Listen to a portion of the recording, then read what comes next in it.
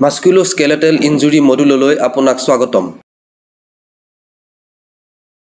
এই মডুলৰ শেষলৈ আপুনি কৰিব পাৰিব স্কেলেটেল বা কংকাল ব্যৱস্থা আৰু ইয়াৰ অংশসমূহৰ সংজ্ঞা দিয়া, মানুহৰ হাড় আৰু গাঁঠিৰ গঠন নিৰ্ধাৰণ কৰা, অপেন ফ্ৰেকচাৰ আৰু ক্লোজ ফ্ৰেকচাৰ সংজ্ঞায়িত কৰা, অপেন ফ্ৰেকচাৰ আৰু ক্লোজ ফ্ৰেকচাৰৰ চিন আৰু লক্ষণসমূহ বৰ্ণনা কৰা, ডিছলোকেশ্যন, মচকা খোৱা আৰু ষ্ট্ৰেইনৰ সংজ্ঞা দিয়া, ডিছলোকেশ্যন, মচকা খোৱা আৰু ষ্ট্ৰেইনৰ চিন আৰু লক্ষণসমূহ ব্যাখ্যা কৰা, হাড় ভঙা আৰু ডিছলোকেশ্যনৰ প্ৰি হস্পিটেল ট্ৰিটমেণ্ট প্ৰদৰ্শন কৰা আৰু স্বেচ্ছাসেৱকৰ ভূমিকা ব্যাখ্যা কৰা।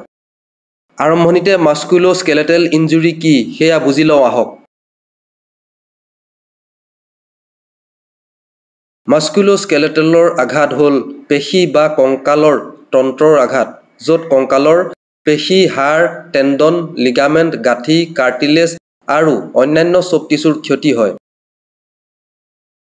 হঠাতে কৰা পৰিশ্ৰমৰ ফলত পেশী কংকালৰ আঘাত হ'ব পাৰে, যেনে গধুৰ বস্তু তুলি লোৱা বা বাৰে বাৰে গতি কৰাৰ ফলত, বাৰে বাৰে টান দিয়া, বাৰে বাৰে বল, কম্পন বা অস্বস্তিকৰ ভংগীমাৰ সংস্পৰ্শলৈ অহাৰ ফলত, পথ দুৰ্ঘটনা বা পৰি যোৱাৰ দৰে তীব্ৰ আঘাতজনক পৰিঘটনাৰ ফলত হোৱা আঘাত আৰু মাস্কুলোস্কেলেটেল তন্ত্ৰত হোৱা বিষকো মাস্কুলোস্কেলেটেল আঘাতৰ অংশ বুলি গণ্য কৰা হয়।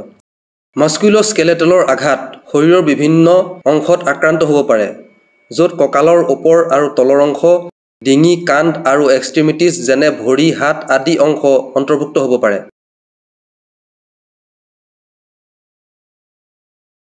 মানুহৰ মাস্কুলোস্কেলেটেল তন্ত্ৰ, যাক লোকোমটৰ চিষ্টেম আৰু পূৰ্বতে এক্টিভিটি চিষ্টেম বুলিও জনা যায়, হৈছে এনে এক অংগ ব্যৱস্থা যিয়ে মানুহক নিজৰ পেশী আৰু কংকাল ব্যৱস্থা ব্যৱহাৰ কৰি গতি কৰাৰ ক্ষমতা প্ৰদান কৰে। পেশী কংকাল ব্যৱস্থাই শাৰীৰিক ৰূপ, ছাপোৰ্ট, স্থিৰতা আৰু গতি প্ৰদান কৰে। ই হাড়, পেশী, কাৰ্টিলেজ, লিগামেণ্ট, টেণ্ডন, গাঁঠি আৰু অন্যান্য সংযোগী টিছুৰে গঠিত, যিয়ে টিছু আৰু অংগসমূহক একেলগে ছাপোৰ্ট আৰু বান্ধি ৰাখে। পেশী কংকাল তন্ত্ৰৰ প্ৰধান কামসমূহৰ ভিতৰত শৰীৰক ছাপোৰ্ট কৰা, গতি কৰিবলৈ দিয়া আৰু গুৰুত্বপূৰ্ণ অংগসমূহক সুৰক্ষা দিয়া আদি অন্তৰ্ভুক্ত। এই ব্যৱস্থাৰ কংকালৰ অংশই কেলছিয়াম আৰু ফছফৰাছৰ মূল সংৰক্ষণ ব্যৱস্থা হিচাপে কাম কৰে আৰু ইয়াত লোহিত ৰক্তকণিকা উৎপাদনৰ জটিল উপাদান থাকে। এই ব্যৱস্থাই বৰ্ণনা কৰে যে হাড়সমূহ কেনেকৈ সংযোগী টিছু যেনে টেণ্ডন আৰু লিগামেণ্টৰ জৰিয়তে অন্য হাড় আৰু পেশীৰ ফাইবাৰৰ সৈতে সংযুক্ত হয়। হাড়ে শৰীৰক স্থিৰতা প্ৰদান কৰে। এজন প্ৰাপ্তবয়স্ক মানুহৰ কংকাল 200 ছডাল হাড়েৰে গঠিত। জন্মৰ সময়ত ই 300 হাড়েৰে গঠিত, যি কিছুমান হাড় একেলগে মিলি যোৱাৰ পিছত প্ৰাপ্তবয়স্ক হোৱালৈকে 200 ছডাল হাড়লৈ হ্ৰাস পায়। ইয়াৰ অক্ষীয় কংকালত 80 ডাল হাড়, মূৰত 28 ডাল আৰু ধৰত 52 ডাল আৰু এপেণ্ডিকুলাৰ কংকালত 126 ডাল হাড়, দুইখন হাতকে ধৰি ওপৰৰ অংশত 32x2 আৰু দুইখন ভৰিকে ধৰি তলৰ অংশত 31x2 ডাল হাড় থাকে। হাড়ৰ অস্থিকৰণ হৈছে হাড় গঠনৰ প্ৰক্ৰিয়া। এই প্ৰক্ৰিয়া ভ্ৰূণৰ বিকাশৰ 6ষ্ঠ আৰু 7ম সপ্তাহৰ ভিতৰত আৰম্ভ হয় আৰু 25 বছৰ বয়সলৈকে চলি থাকে। প্ৰতিটো স্কেলেটনত ক্লিক কৰি ইয়াৰ বিষয়ে অধিক জানিব পাৰিব। অক্ষীয় কংকালটো 80 ডাল হাড়েৰে গঠিত, য'ত আছে মূৰ, থৰেক্স আৰু মেৰুদণ্ড বা স্পাইনেল কলম।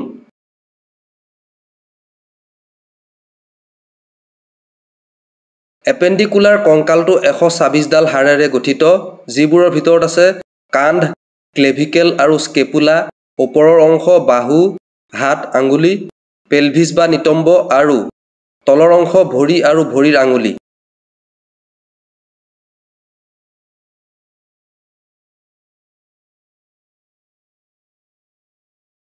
এতিয়া আপুনি মানুহৰ হাড়ৰ গঠন আৰু গাঁঠিৰ বিষয়ে ভালদৰে বুজি পাইছে যেতিয়া, মই আপোনাক কংকালতন্ত্ৰৰ কাৰ্যসমূহৰ মাজেৰে লৈ যাওঁ। কংকাল ব্যৱস্থাই শৰীৰৰ বাবে ছাপোৰ্ট প্ৰদান কৰে, খনিজ আৰু লিপিড সংৰক্ষণ কৰে, ৰক্তকণিকা উৎপন্ন কৰে, শৰীৰৰ অংগসমূহক সুৰক্ষা দিয়ে আৰু লিভাৰেজ আৰু গতি প্ৰদান কৰে। এতিয়া আপুনি কংকালতন্ত্ৰৰ কাৰ্যসমূহৰ বিষয়ে ভালদৰে বুজি পাইছে যেতিয়া, মই আপোনাক পেশী কংকালৰ আঘাতৰ লক্ষণসমূহৰ মাজেৰে লৈ যাওঁ।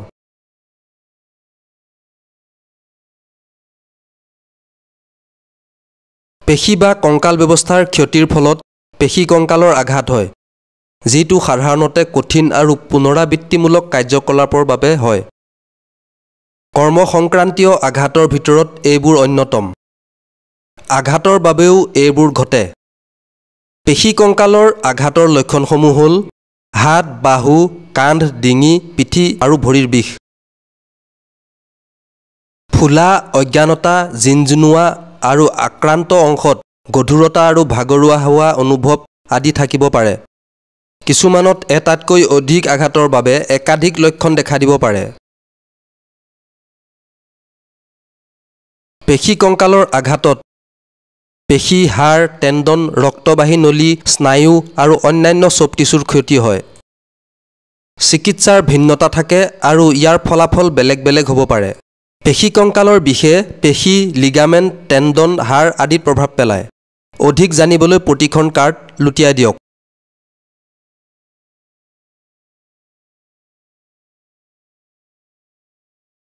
হাড় ফ্ৰেকচাৰ। আঘাত বা পুনৰাবৃত্তিমূলক চাপৰ বাবে হাড় ভাঙি যায়। পেশীৰ টান খোৱা আৰু ফাটি যোৱা। অতিমাত্ৰা পৰিশ্ৰম বা হঠাৎ চলাচলৰ ফলত পেশীৰ ক্ষতি হয়। টেণ্ডিনাইটিছ। পুনৰাবৃত্তিমূলক গতিবিধিৰ ফলত টেণ্ডন ফুলি যোৱা। Carpal tunnel syndrome. হাতৰ সৰু গাঁঠিৰ মধ্যস্নায়ুৰ সংকোচন প্ৰায়ে বাৰে বাৰে হাতৰ গতিবিধিৰ ফলত হয়।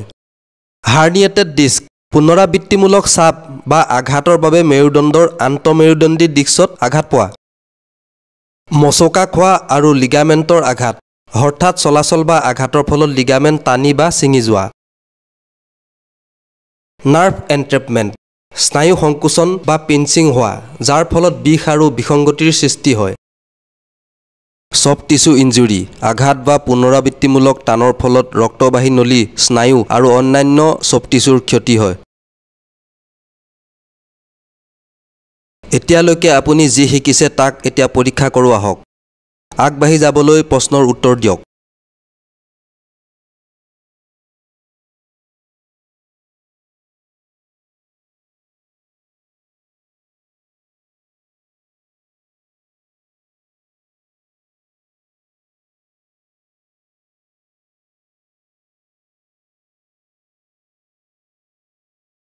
আপোনালোকে ফ্ৰেকচাৰৰ কথা শুনিছেনে? আহক ফ্ৰেকচাৰ শব্দটো, ইয়াৰ লক্ষণ আৰু ফ্ৰেকচাৰৰ প্ৰকাৰৰ বিষয়ে আপোনালোকক বুজাই দিওঁ। ফ্ৰেকচাৰ হ'ল হাড় ভাঙি যোৱা। সাধাৰণতে পথ দুৰ্ঘটনা, পৰি যোৱা বা খেলৰ আঘাতৰ বাবে হাড় ভাঙে। আন কাৰণ হ'ল হাড়ৰ ঘনত্ব কম হোৱা আৰু অষ্টিঅ'প'ৰ'চিছ, যাৰ ফলত হাড় দুৰ্বল হৈ পৰে। অতিমাত্ৰা ব্যৱহাৰ কৰিলে ষ্ট্ৰেছ ফ্ৰেক্টৰ হ'ব পাৰে, যিবোৰ হাড়ৰ অতি সৰু সৰু ফাট। হাড় ভঙাৰ প্ৰকাৰ আৰু লক্ষণসমূহৰ বিষয়ে অধিক জানিবলৈ সম্বন্ধিত ছবিত ক্লিক কৰক।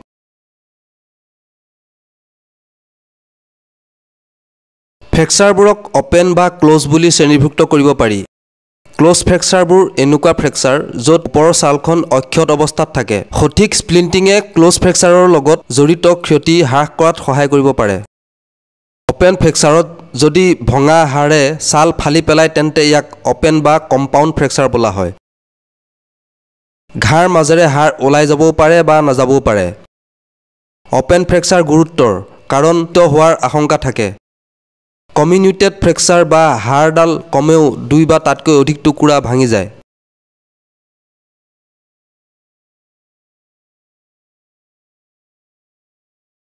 ফ্ৰেকচাৰৰ লক্ষণসমূহ হ'ল তীব্ৰ বিষ, বিকৃতি, অংগটো বাহিৰত দেখা যায়, আঘাতৰ চাৰিওফালে ফুলা, ঘাঁ বা কোমলতা, অজ্ঞানতা, জিনজিননি আৰু অংগৰ লৰচৰ কৰাত অসুবিধা।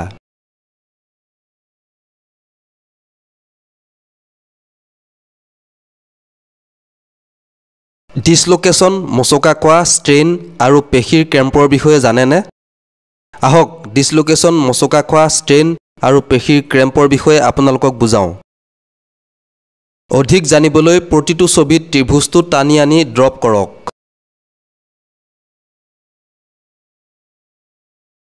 ডিছলোকেশ্যন হৈছে গাঁঠিৰ পৰা দুডাল হাড় পৃথক হোৱা।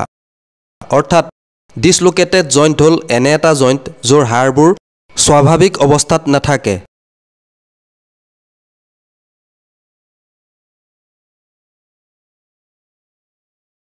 মোচকা খোৱা হ'ল টান খাই যোৱা বা ফাটি যোৱা লিগামেণ্ট। লিগামেণ্ট হৈছে কোনো গাঁঠিৰ হাড় সংযোগ কৰা টিচু। পৰিলে, টুইষ্টিং হ'লে বা আঘাত হ'লে মোচকা খাব পাৰে। গোৰোহা বা হাতৰ গাঁঠিত মোচকা খোৱা সাধাৰণতে দেখা যায়। লক্ষণসমূহ হ'ল বিষ, ফুলি যোৱা, ঘাঁ হোৱা, গাঁঠিবোৰ লৰচৰ কৰিব নোৱাৰা, আঘাত হ'লে আপুনি ফাটি যোৱা অনুভৱ কৰিব পাৰে।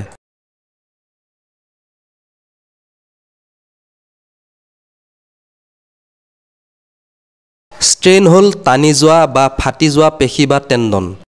টেণ্ডন হৈছে পেশী আৰু হাড় সংযোগ কৰা টিচু। এই টিচুবোৰ ঘোৰ খালে, টান খালে ষ্ট্ৰেইন হ'ব পাৰে। ষ্ট্ৰেইন হঠাতে হ'ব পাৰে বা সময়ৰ লগে লগে গঢ় লৈ উঠিব পাৰে। খেলা-ধূলা কৰাৰ সময়ত ষ্ট্ৰেইনৰ ফলত মূলতঃ পিঠি আৰু হেমষ্ট্ৰিঙৰ পেশীবোৰত প্ৰভাৱ পৰে।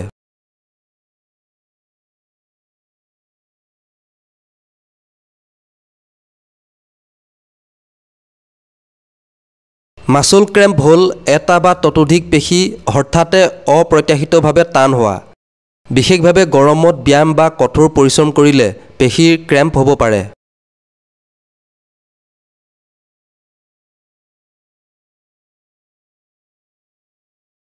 এতিয়া আমি ডিছলোকেশ্যন, মোচকা খোৱা আৰু ষ্ট্ৰেইন কি সেই বিষয়ে ভালদৰে বুজি পাইছোঁ। এতিয়া মই আপোনালোকক সেইবোৰৰ লক্ষণসমূহৰ বিষয়ে কওঁ।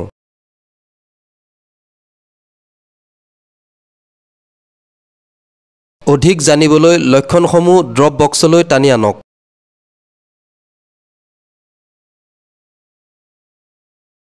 ডিছলোকেশ্যনৰ লক্ষণসমূহ হ'ল গাঁঠি বা তাৰ বাহিৰ জঠৰ হোৱা বা জিনজিনোৱা, বিশেষকৈ গাঁঠিটো ব্যৱহাৰ কৰিবলৈ বা ওজন দিবলৈ চেষ্টা কৰিলে অতি বিষ হয়।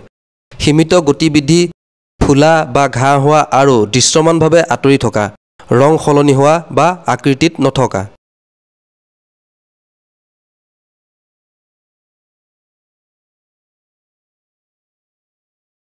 গোৰোহা বা হাতৰ গাঁঠিৰ মোচকা খোৱা সাধাৰণতে দেখা যায়। লক্ষণসমূহ হ'ল বিষ, ফুলা, ঘাঁ হোৱা, গাঁঠিবোৰ লৰচৰ কৰিব নোৱাৰা, আঘাত হ'লে আপুনি ফাটি যোৱা অনুভৱ কৰিব পাৰে।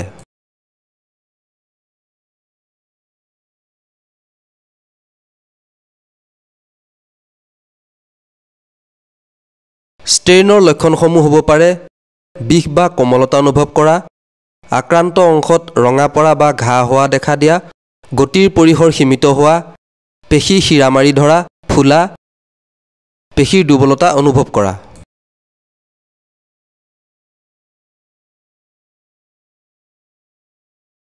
পেশীৰ ক্ৰেম্পৰ লক্ষণসমূহ হ'ব পাৰে বিষ বা কোমলতা অনুভৱ কৰা, আক্ৰান্ত অংশত ছাল ৰঙা পৰা, পেশী দুৰ্বল হোৱা আৰু গুৰুতৰ অস্বস্তি অনুভৱ কৰা।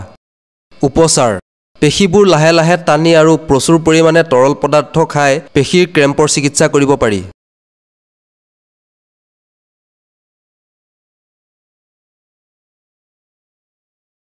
এতিয়া আমি ডিছলোকেশ্যন, মোচকা খোৱা আৰু ষ্ট্ৰেইনৰ লক্ষণসমূহৰ বিষয়ে ভালদৰে বুজি পাইছোঁ। এতিয়া মই আপোনালোকক হাড় ভঙা আৰু ডিছলোকেশ্যনৰ প্ৰি হস্পিটেল ট্ৰিটমেণ্টৰ বিষয়ে বুজাওঁ। এক্সামিনেশ্যনত আপোনাৰ ইন্দ্ৰিয় আৰু পৰিদৰ্শন বা চোৱা, শুনা আৰু স্পৰ্শ কৰা বা অনুভৱ কৰাৰ দক্ষতাৰ ব্যৱহাৰ জড়িত হৈ থাকে। সাৰ্বজনীন সাৱধানতা অৱলম্বন কৰক আৰু দৃশ্যপট সুৰক্ষিত কৰক। হাড় ভঙা আৰু ডিছলোকেশ্যনৰ বাবে প্ৰি হস্পিটেল ট্ৰিটমেণ্টত তলত দিয়া পদক্ষেপসমূহ অন্তৰ্ভুক্ত কৰা হয়।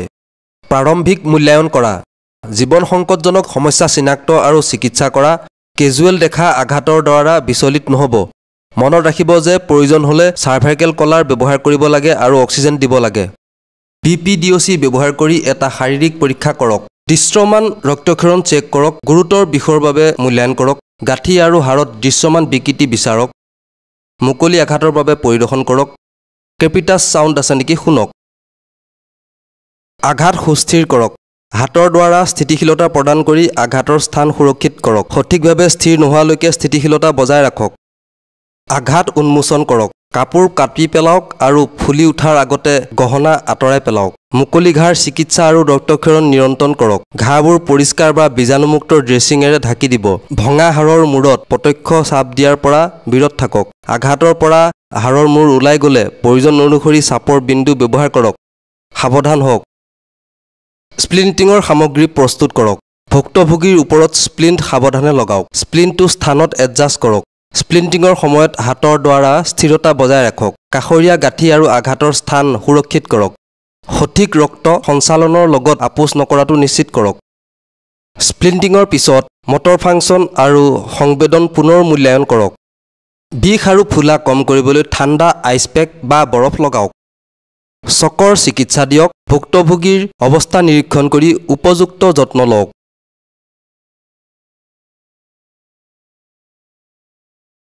নিৰ্দিষ্ট আঘাতৰ প্ৰি হস্পিটেল ট্ৰিটমেণ্ট আৰু স্প্লিণ্ট প্ৰয়োগৰ বাবে আমি সদায় স্প্লিণ্ট কৰাৰ আগত আৰু পিছত পালছ, মটৰ ফাংচন আৰু সংবেদনৰ পুনৰ মূল্যায়ন কৰিব লাগে। স্প্লিণ্টিং দুই ধৰণে কৰা হয়: ওপৰৰ এক্সট্ৰিমিটিছ স্প্লিণ্ট কৰা আৰু তলৰ এক্সট্ৰিমিটিছ স্প্লিণ্ট কৰা। আগন্তুক শ্লাইডত সেইবোৰৰ বিষয়ে অধিক জানো আহক।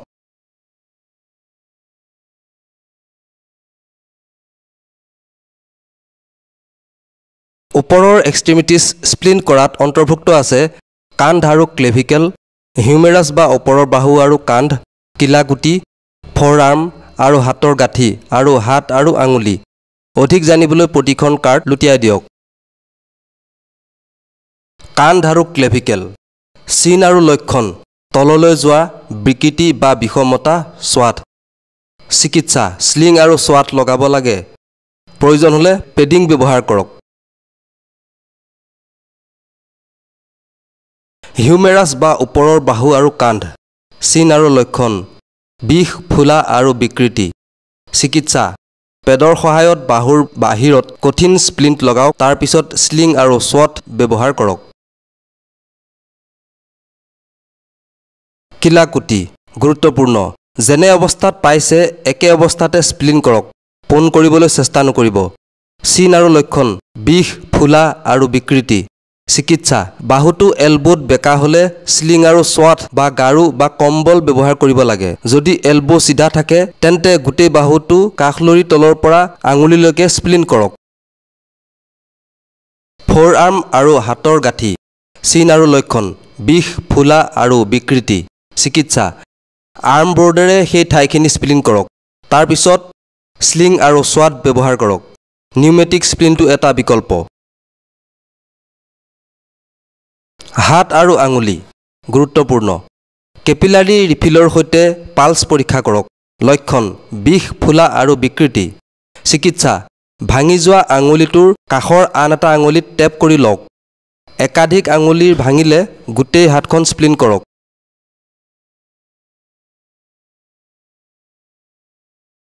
পেলভিছ: বৃহৎ পৰিমাণৰ তেজ ক্ষয়ৰ বাবে পেলভিক আঘাত জীৱন সংকটজনক হ'ব পাৰে। পেলভিক আঘাতৰ ক্ষেত্ৰত সন্দেহজনক চক পেলভিছক আঘাত কৰিব পৰাকৈ শক্তিশালী যিকোনো বলৰ ফলত মেৰুদণ্ডটো আঘাত হ'ব পাৰে।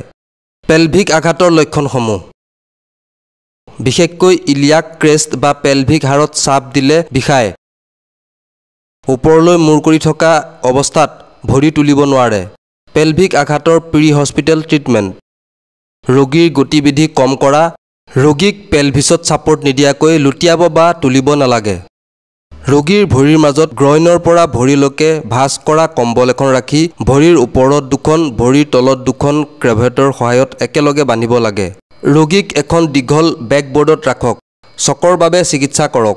কঁকালৰ আঘাত: ওপৰৰ মেৰুদণ্ড ভঙা আৰু নিতম্ব বা পেলভিক বা ডিছলোকেশ্যনৰ মাজত পাৰ্থক্য কৰাটো কঠিন। জীৱনলৈ ভাবুকি কঢ়িয়াই অনা আঘাতক পেলভিক আঘাত হিচাপে মূল্যায়ন কৰক। কঁকালৰ আঘাতৰ চিহ্ন আৰু লক্ষণসমূহ: বিষ, ফুলা আৰু ৰং সলনি হোৱা। ভৰি লৰচৰ কৰিব নোৱাৰা। ভৰি বাহিৰলৈ বা ভিতৰলৈ ঘূৰি যোৱাৰ সম্ভাৱনা থাকে। কঁকালৰ আঘাতৰ বাবে প্ৰি হস্পিটেল ট্ৰিটমেণ্ট: ৰোগীৰ ভৰিৰ মাজত ভাঁজ কৰা কম্বল এখনেৰে ভৰি দুখন একেলগে বান্ধিব।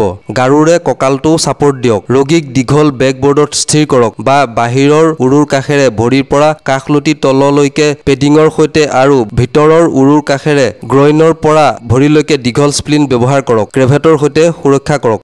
উৰুৰ আঘাত: উৰুৰ ফ্ৰেকচাৰত বৃহৎ পৰিমাণৰ অভ্যন্তৰীণ ৰক্তক্ষৰণ হ'ব পাৰে, যাৰ ফলত শ্বক হ'ব পাৰে।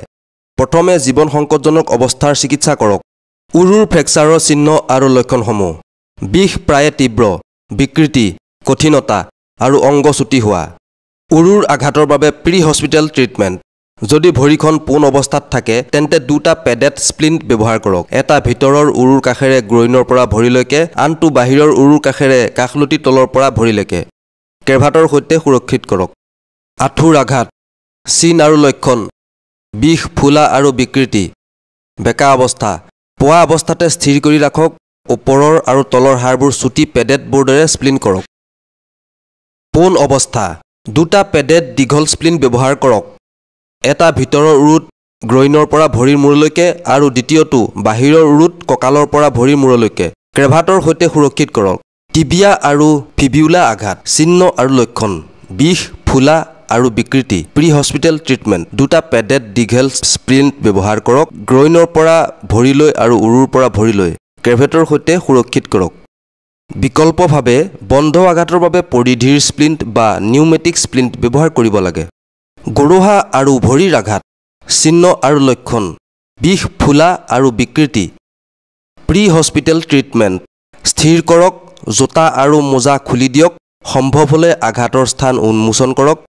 গাৰুৰ দৰে পৰিধিৰ বা গঠনযোগ্য স্প্লিণ্ট ব্যৱহাৰ কৰি ক্ৰেভাটৰ দ্বাৰা সুৰক্ষিত কৰক, নতুবা উৰুৰ মাজভাগলৈকে পেডেড বৰ্ড ব্যৱহাৰ কৰিব পাৰি।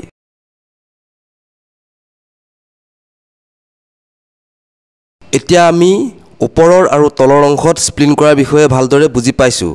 এতিয়া স্প্লিণ্টিং শব্দটো আৰু স্প্লিন কৰাৰ কাৰণৰ লগতে স্প্লিণ্টৰ প্ৰকাৰ আৰু সাধাৰণ নিয়মৰ বিষয়ে জানি লওঁ আহক।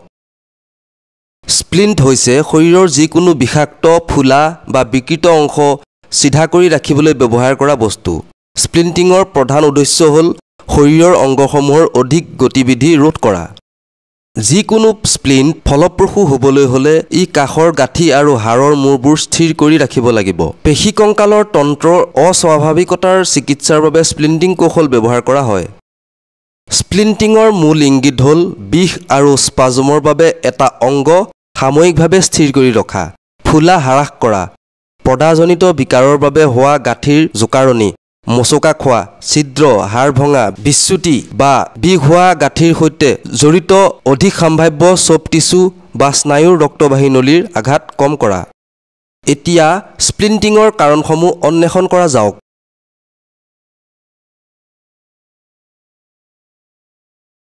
স্প্লিণ্টিং কৰাৰ কাৰণসমূহ হ'ল হাড়ৰ খণ্ড বা বিচ্যুত, গাঁঠিৰ গতিবিধি ৰোধ কৰিবলৈ, যন্ত্ৰণা আৰু দুখ কমাবলৈ, ছফ্ট টিছু যেনে স্নায়ু, ধমনী, শিৰা আৰু পেশীৰ ক্ষতি কম কৰিবলৈ, ক্ল'জ উণ্ডক অপেন উণ্ডলৈ পৰিণত হোৱাত বাধা দিবলৈ, তেজৰ ক্ষয় বা চক কম কৰিবলৈ।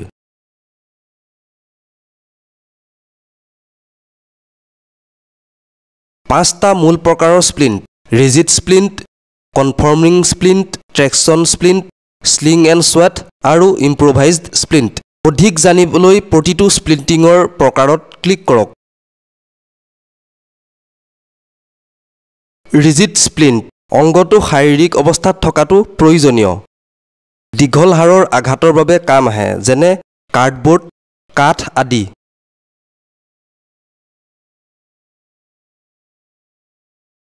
ট্ৰেকশ্যন স্প্লিণ্ট বিশেষভাৱে ফেমৰ ভাঙিলে ব্যৱহাৰ কৰা হয়।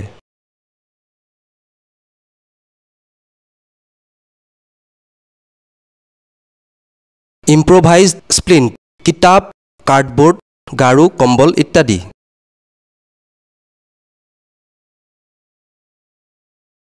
কনফৰ্মিং স্প্লিণ্ট বিভিন্ন কোণত মেৰিয়াব পাৰি বা চৰম অংশটোক আগুৰি ধৰিব পাৰি, উদাহৰণস্বৰূপে বায়ু বা ভেকুৱান স্প্লিণ্ট।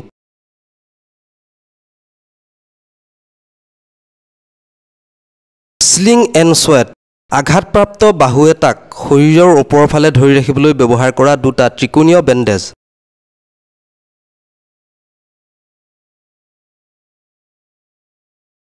স্প্লিণ্টিং পদ্ধতি যিয়েই নহওক কিয়, সকলো ধৰণৰ স্থিৰকৰণৰ ক্ষেত্ৰত তলত দিয়া ধৰণৰ সাধাৰণ নিয়ম প্ৰযোজ্য। সম্ভৱ হ'লে আপোনাৰ পৰিকল্পনাসমূহ সদায় আপোনাৰ ৰোগীক জনাওক। আঘাতপ্ৰাপ্ত অংশক স্থিৰ কৰাৰ আগতে ৰক্তক্ষৰণক উন্মোচন কৰি নিয়ন্ত্ৰণ কৰক। গাঁঠি স্থিৰ কৰাৰ আগতে সদায় আঘাত পোৱা ঠাইৰ চাৰিওফালৰ কাপোৰ কাটি আঁতৰাই দিব লাগে। আঘাত পোৱা ঠাই আৰু তাৰ তলৰ সকলো গহনা আঁতৰাই পেলাওক। PMS বা পালছ, মটৰ ফাংচন আৰু চেনচেশ্যন মূল্যায়ন কৰক। হাড়ডাল অলপ টানকৈ চিধাকৈ ৰাখক। যদি বিষ বা ক্ৰেপিটাছ বেছি হয় তাক বন্ধ কৰক। ওলাই থকা হাড়ৰ মূৰবোৰ পুনৰ ভৰাই থবলৈ চেষ্টা নকৰিব। কিন্তু পুনৰ এলাইন কৰাৰ সময়ত ইহঁতে পুনৰ নিজৰ ঠাইত আহিব পাৰে। যদি এনেকুৱা হয় তেন্তে নোট কৰি থওক। স্প্লিণ্ট এটা লগোৱাৰ আগতে পেড কৰক। যদি কোনো গাঁঠিত আঘাত হয় তেন্তে ওপৰৰ আৰু তলৰ হাড়ৰ লগতে ইয়াক স্থিৰ কৰি ৰাখিব লাগে।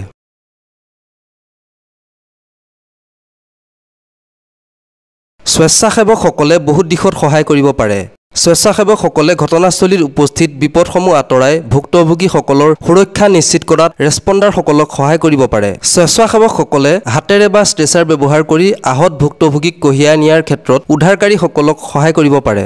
আঘাতপ্ৰাপ্ত ভুক্তভোগীক ড্ৰেছিং আৰু সুস্থিৰ কৰাত এমএফআৰসকলকো সহায় কৰিব পাৰে। স্বেচ্ছাসেৱকসকল সচেতন হ'ব লাগিব যে ৰোগীৰ কিছুমান বিশেষ অৱস্থাৰ বাবে বিশেষ কৌশলৰ প্ৰয়োজন হয় যাতে আঘাত আৰু বেছি বেয়া নহয়। এনে অৱস্থাত চিকিৎসকৰ বাবে অপেক্ষা কৰিব লাগে। স্বেচ্ছাসেৱকসকলে চিকিৎসা কৰ্মচাৰীক মৌলিক জীৱন সহায়ক ব্যৱস্থাৰ ৰক্ষণাবেক্ষণত সহায় কৰিব পাৰে।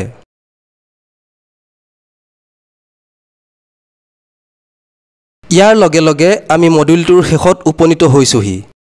মডিউলটোত আলোচনা কৰা মূল কথাবোৰ মনত পেলাও আহক। পেশী কংকালৰ আঘাতে শৰীৰৰ গতি ব্যৱস্থাত প্ৰভাৱ পেলায়, য'ত গাঁঠি, পেশী, হাড় আৰু সহায়ক গঠন জড়িত হৈ থাকে।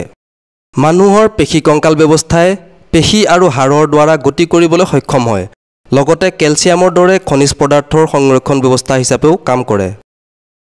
এই ব্যৱস্থাটোত সংযুক্ত টিছু যেনে টেণ্ডন আৰু লিগামেণ্টৰ দ্বাৰা আন্তঃসংযোগী হৈ শৰীৰক স্থিৰতা প্ৰদান কৰে। এজন প্ৰাপ্তবয়স্ক মানুহৰ কংকাল 200ডাল হাড়েৰে গঠিত। জন্মৰ সময়ত প্ৰাৰম্ভিক 300ডাল হাড়ৰ পৰা গঠিত যিবোৰ সময়ৰ লগে লগে সংযোজন হয়। পেশী কংকালৰ আঘাত কঠিন কাৰ্যকলাপ, পুনৰাবৃত্তিমূলক গতি বা আঘাতজনক পৰিঘটনাৰ ফলত হয়। কাম সম্পৰ্কীয় সাধাৰণ ফ্ৰেকচাৰ প্ৰায়ে দুৰ্ঘটনা বা পৰি যোৱাৰ ফলত হয়। ই হাড় দুৰ্বল কৰি তোলে আৰু অতিমাত্ৰা ব্যৱহাৰৰ ফলত ষ্ট্ৰেছ ফ্ৰেকচাৰ হ'ব পাৰে। হাড় ভঙা আৰু ডিছলোকেশ্যনৰ প্ৰি হস্পিটেল ট্ৰিটমেণ্টত আঘাতপ্ৰাপ্ত শৰীৰৰ অংশসমূহক স্থিৰ আৰু ছাপৰ্ট দিবলৈ পৰীক্ষা, স্থিতিশীলতা আৰু স্প্লিণ্টিং কৰা হয়।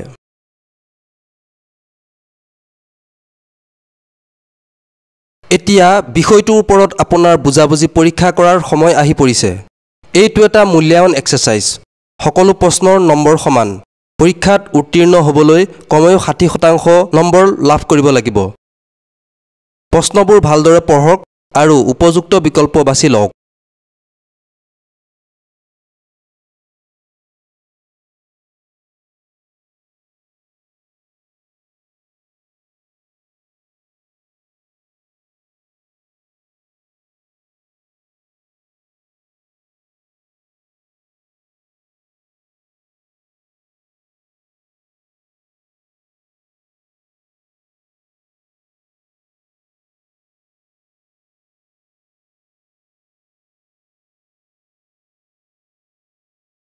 অভিনন্দন।